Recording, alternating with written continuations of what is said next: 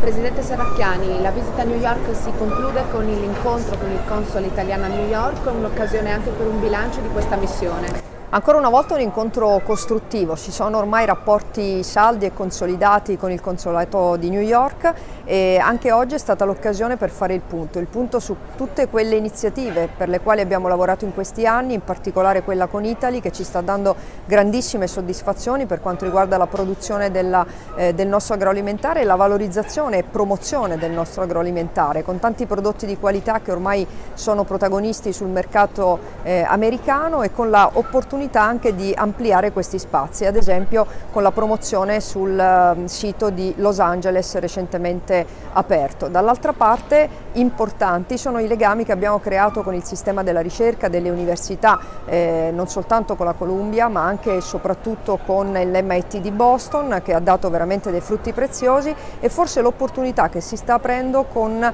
alcune aziende americane nelle quali lavorano italo-americani o italiani che abbiamo avuto l'occasione di incontrare, tra l'altro alcuni di questi friulani e giuliani e che sono stati anche così l'occasione per da una parte incontrare la nuova emigrazione e dall'altra però anche stimolare nuove relazioni come potrebbe essere quella che auspichiamo si possa definire con Amazon.